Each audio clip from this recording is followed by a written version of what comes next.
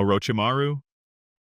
Orochimaru joined Akatsuki for exactly the reasons you'd expect from a rogue genius scientist on the run. After his human experimentation got exposed and he became a criminal fleeing Konoha, where else would he go? Akatsuki was the perfect sanctuary. A criminal organization recruiting criminals makes complete sense, right? But Orochimaru wasn't just looking for protection. He needed resources, test subjects, and an infrastructure to continue his forbidden research toward immortality. Akatsuki gave him all of that wrapped in a convenient package. Here's what people miss though. Orochimaru initially joined with practical goals. Access to Akatsuki's network meant funding, intel, and the freedom to experiment without villages hunting him down every 5 minutes. Partnered with Sasori, he actually pulled his weight for the organization, contributing to their operations while secretly using everything for his own twisted research. It was the perfect parasitic relationship. Akatsuki got a Sannin's power, and Orochimaru got a laboratory disguised as a terrorist organization. Then, Itachi Uchiha walked in, and everything changed.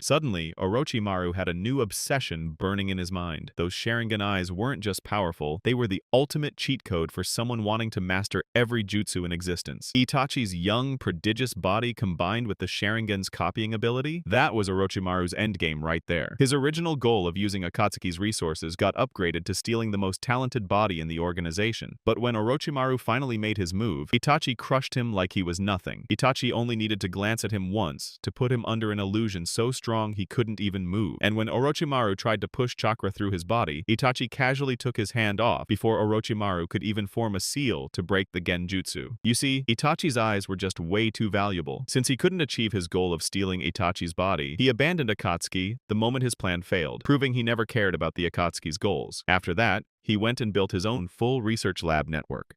Itachi Uchiha. Itachi joined Akatsuki as a spy for Konoha. That's what he told the village leadership anyway. His official mission was crystal clear: infiltrate this dangerous organization and feed intel back home. And the truth is, way more complicated. And honestly, more tragic. Itachi loved Konoha, sure, but his love for Sasuke eclipsed everything else in his world. He didn't trust the village elders one bit. If he did, why would he leave that crow clone to warn Danzo that if Danzo laid a hand on Sasuke, he would actually betray the village? Why take that precaution if you truly believed in your leadership? After massacring his entire clan on the village's orders, Itachi knew exactly what these people were capable of. He knew what Danzo wanted to do. That's why his return to Konoha after the third Hokage's death was a genius-level strategy. Hiruzen was no longer there to protect the kid, so he needed to show up and warn the people who were eyeing the last Uchiha.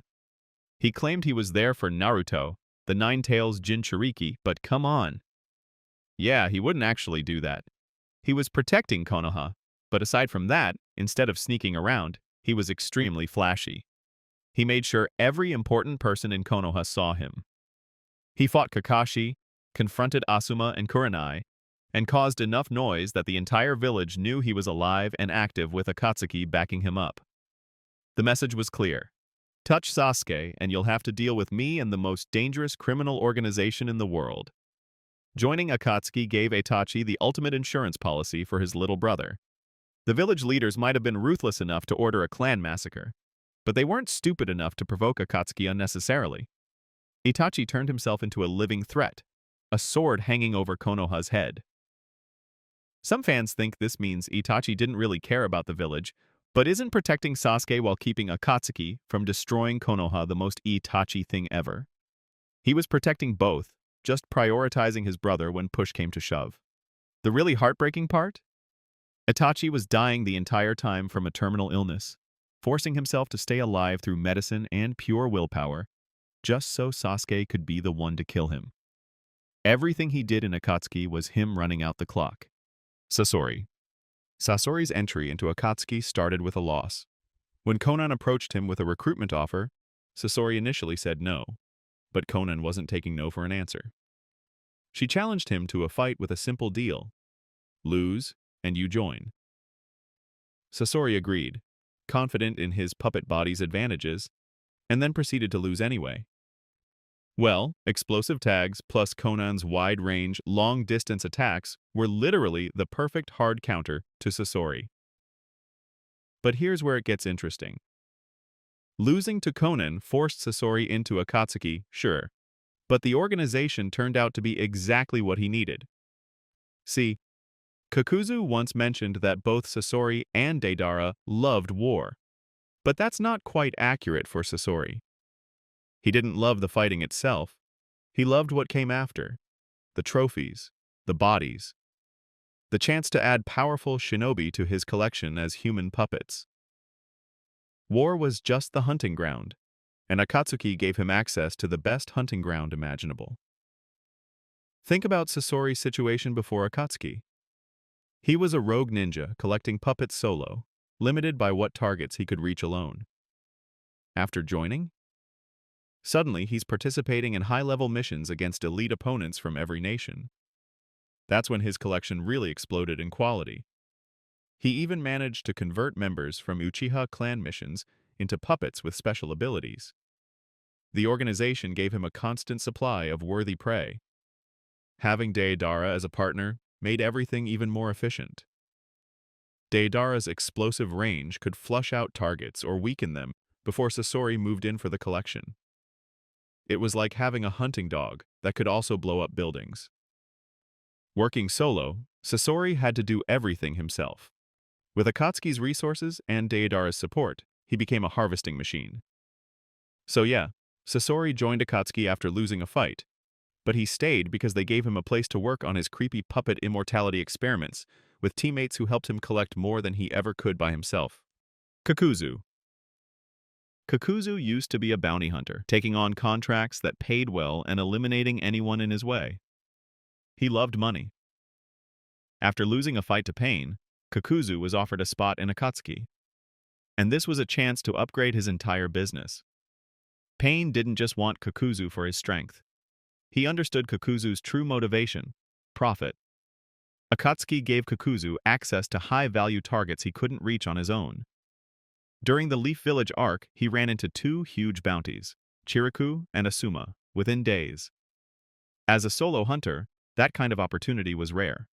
With Akatsuki, it was constant. When Hidan killed Asuma and Kakuzu was ready to collect the reward, Pain ordered them to retreat. Hidan complained, but Kakuzu obeyed immediately. That wasn't weakness, it was smart business. He knew the difference between one payday and a steady income stream. Kakuzu was so good at managing finances that after his death, Konan used his funds to prepare a full 600 billion explosive tags for her revenge plan against Obito. That's not bounty hunter money. That's crime empire money. Deidara. Deidara joined Akatsuki because Itachi Uchiha destroyed his ego in about 3 seconds flat. Before that moment, Deidara was a rogue ninja from Iwagakure whose explosive art was catching serious attention across the shinobi world. Then Akatsuki came calling. Itachi, Kisame, and Sasori showed up to recruit him, and Deidara said no. But Itachi being Itachi, he made it interesting. A challenge. Fight me. And if you win, we leave you alone. If you lose, you join us. Deidara took that bet because he genuinely believed his art was untouchable. What happened next crushed him worse than any physical beating ever could. Itachi's Sharingan caught him in a genjutsu instantly. No explosion, no spectacle, no chance to showcase his perfect art. Just complete domination from a dojutsu that made his life's work look irrelevant.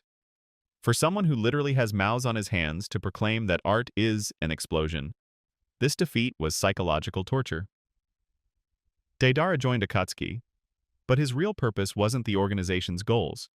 It was revenge. Pure, obsessive revenge against Itachi and everything the Sharingan represented.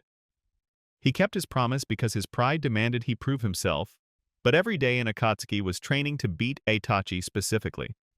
Look at what Deidara did during his time there. He trained his left eye specifically to counter genjutsu. He developed C4, a microscopic bomb designed to bypass the Sharingan's ability to see his attacks coming. Every technique he refined, every mission he completed, was building toward one moment, proving his art was superior to Itachi's dojutsu. The irony is brutal, though. Deidara spent years preparing to defeat Itachi, only to waste his ultimate technique on Sasuke instead. All that training, all that obsession, and he never got his rematch with the person who broke him. Kisame Hoshigaki. Kisame Hoshigaki didn't join Akatsuki for power or blind loyalty.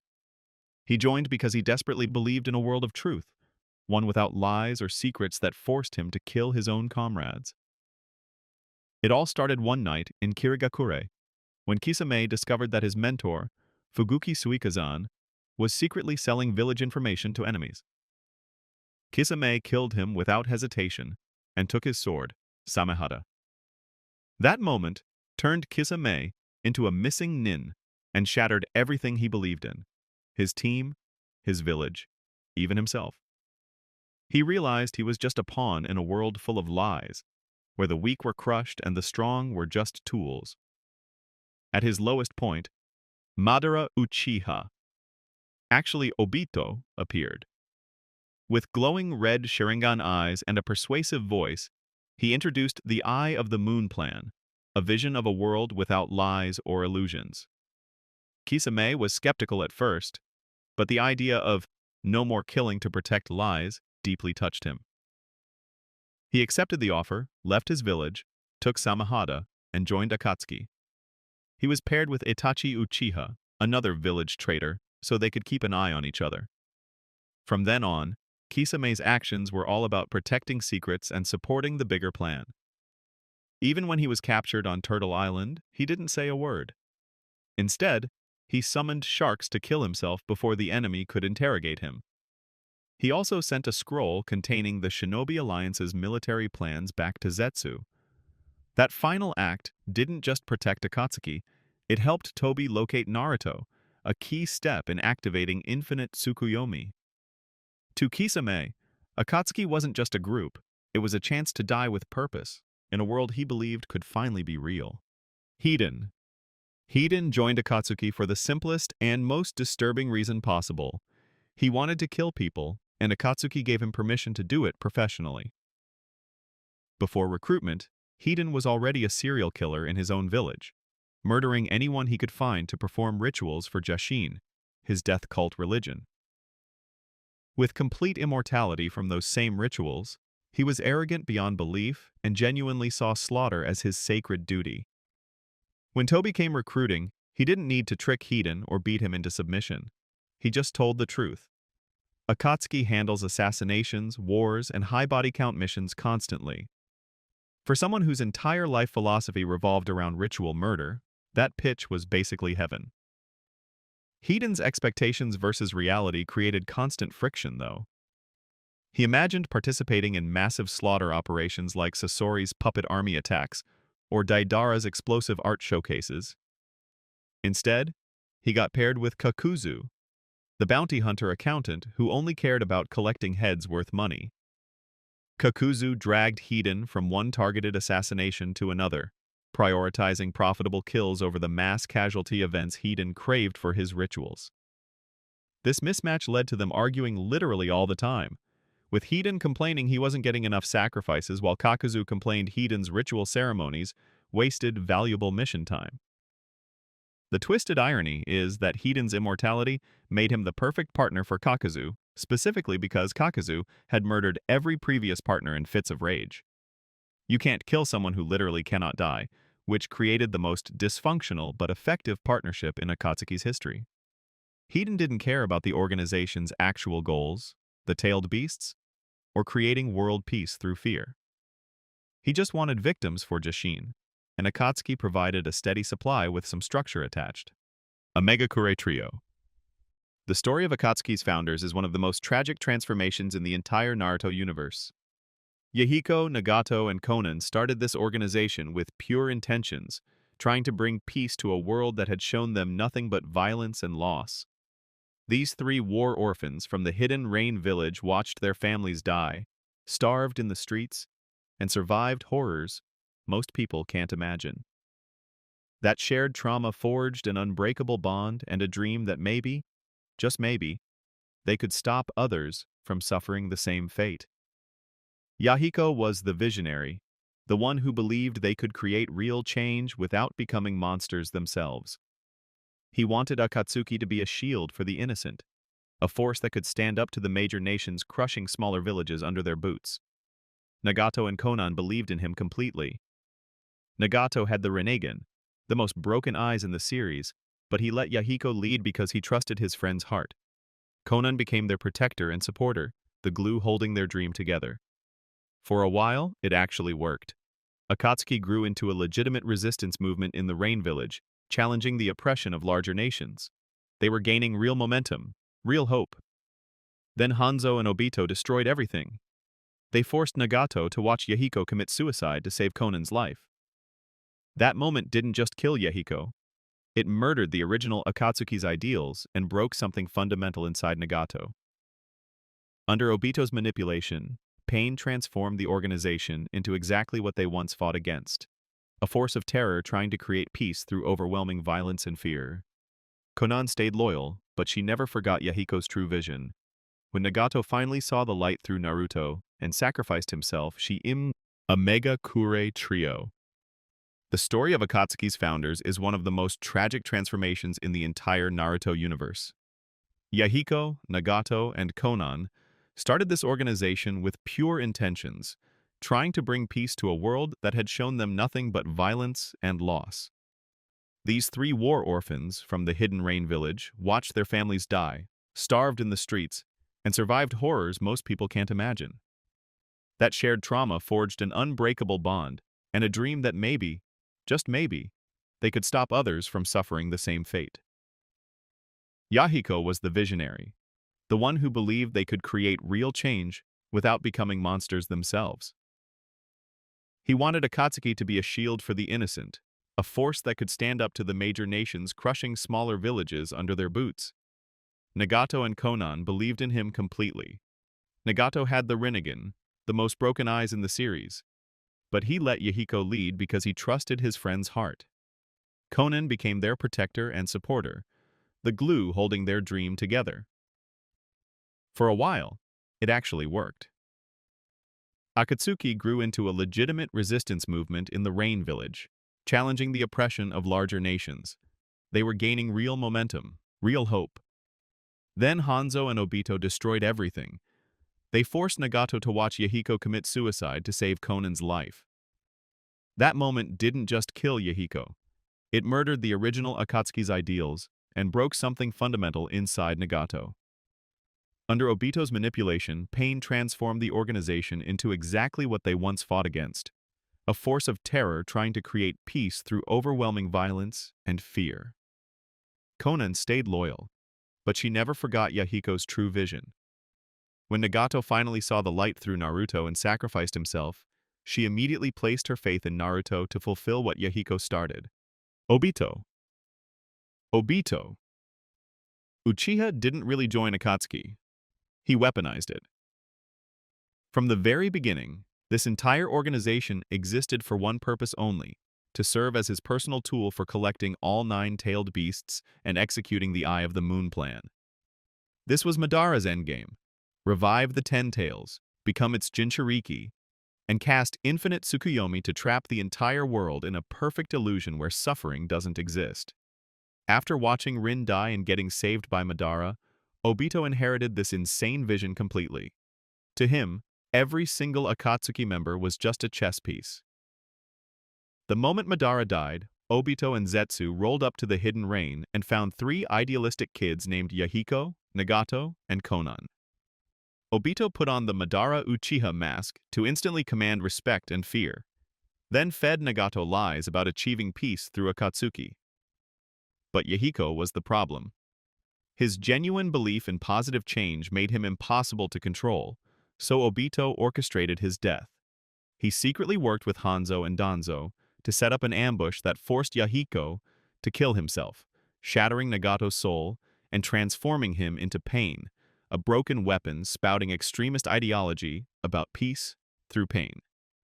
The Rinnegan that Madara implanted in Nagato as a child was always the final key Obito needed to resurrect the 10 Tails. What makes Obito truly terrifying is how perfectly he played everyone. He created the Toby persona, acting like a goofy idiot who got smacked around by Deidara constantly, mimicking Spiral Zetsu's annoying personality. He only activated his Sharingan when absolutely necessary, convincing almost everyone except Kisame and Itachi that he was worthless comic relief. With Kisame, he promised a world of truth. With Itachi, he helped massacre the Uchiha clan in exchange for Konoha's safety. Members like Deidara, Sasori, Kakuzu, and Hidan had zero clue about his real agenda.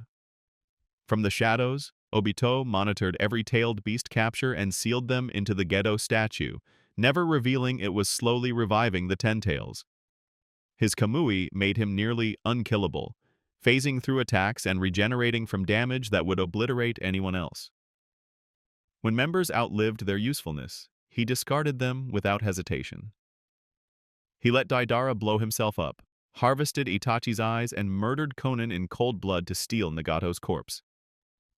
Everything built toward one moment he becoming the Ten-Tails Jinchuriki and casting the ultimate genjutsu. Black Zetsu. Black Zetsu didn't join Akatsuki, it created the entire damn thing.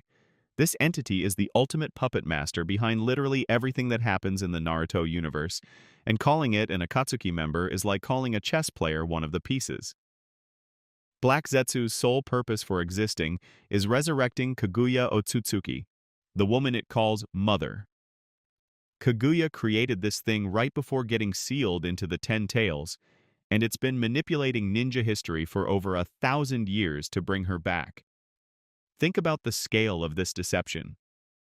Black Zetsu turned Indra against Asura, starting the Uchiha Senju conflict that would rage for generations. It rewrote the Uchiha stone tablet that Hagoromo left behind, tricking Madara into believing infinite Tsukuyomi was the human salvation instead of what it really was, a trap to turn humanity into Kaguya's chakra battery. After Madara's first death, Black Zetsu literally hid inside his corpse, then emerged pretending to be Madara's manifested will to gain his complete trust. The white Zetsu half it merged with? Those aren't artificial beings. They're victims of a previous infinite Tsukuyomi that Black Zetsu pulled from the Gedo statue and infused with Hashirama cells.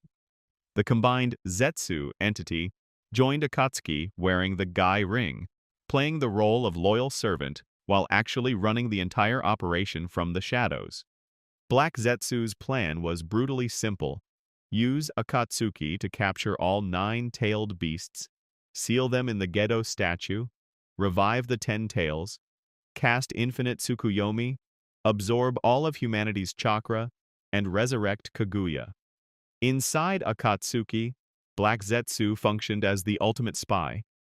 Its mayfly technique let it travel underground undetected, sense chakra from massive distances, and report directly to Pain and Obito. It disposed of bodies by literally eating them, consuming people like Yura and Sasori to erase evidence. It collected rings from dead members and participated in the sealing rituals. When anyone became an obstacle, it eliminated them without hesitation. It betrayed Obito, and finally stabbed Madara in the back at the perfect moment to hijack his body for his mom's resurrection. Black Zetsu doesn't need healing powers because it's basically immortal. It's not a normal character, it's a piece of Kaguya's will that's been around for over 1,000 years. This leads to a big debate among fans. Is Black Zetsu the smartest villain in Naruto because it secretly controlled events for centuries? Or does it ruin the story by making everyone else's choices feel pointless? Think about it. If one hidden force was behind everything from the start, does that make the story more epic, or does it take away the meaning of all the characters' actions?